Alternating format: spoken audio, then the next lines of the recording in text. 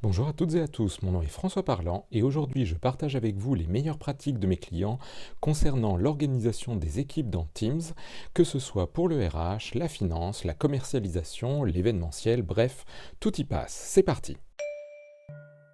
La première partie des équipes est un chat et je vous montre comment l'améliorer. La plupart des questions étant très redondantes, on rajoute tout simplement un chatbot avec la liste des questions, on pose sa question. On appuie sur Entrée et vous allez voir le chatbot qui vous dit voici le lien vers le questionnaire de satisfaction. Ou rechercher des ressources de formation. Par exemple ici, comment améliorer ma négociation. Voici la vidéo et voici comment demander un mentor.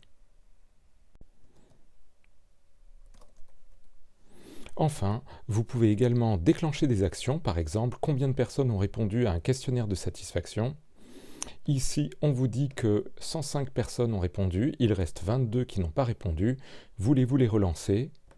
Oui. C'est fait et la personne a ajouté la date de relance à la fiche et nous envoie par mail la liste de ces personnes.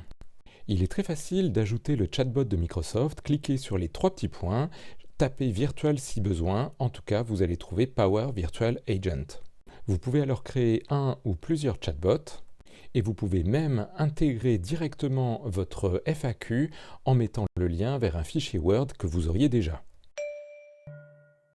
La deuxième partie des équipes consiste à avoir des fichiers. Ici, c'est par exemple là que l'on va mettre les fichiers Excel en faisant nouveau classeur Excel dans lesquels on va mettre toutes les réponses aux questionnaires de satisfaction, d'inscription aux événements, etc. C'est en lisant ces fichiers Excel que le chatbot a su qui avait répondu, qui n'avait pas encore répondu au questionnaire de satisfaction.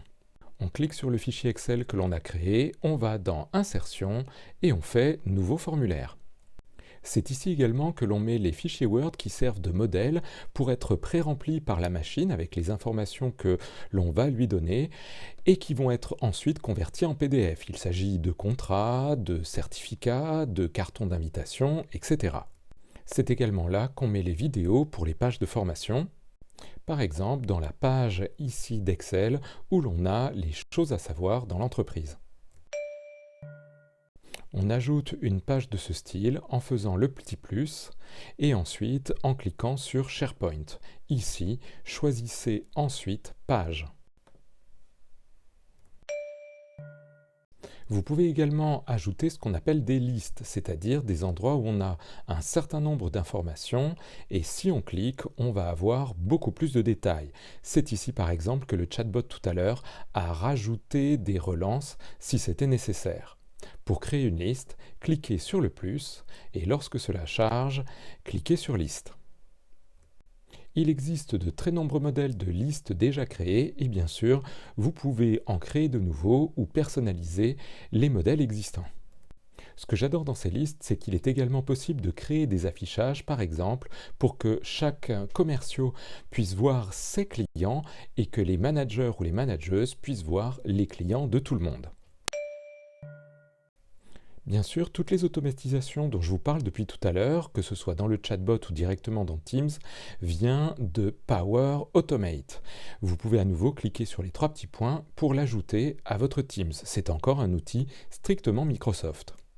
Il existe de très nombreux modèles qui existent en se déclenchant sur certaines actions, comme par exemple l'ajout d'un élément dans une des listes que l'on vient de voir, ou une nouvelle réponse à un questionnaire envoyé depuis Excel ou Forms.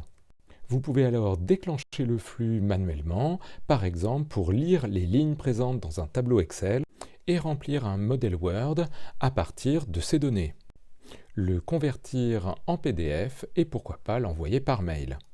Une grande partie des automatisations, des RH, de la commercialisation de l'événementiel se font donc directement à partir de flux enregistrés qui se déclenchent soit manuellement, soit à des heures précises.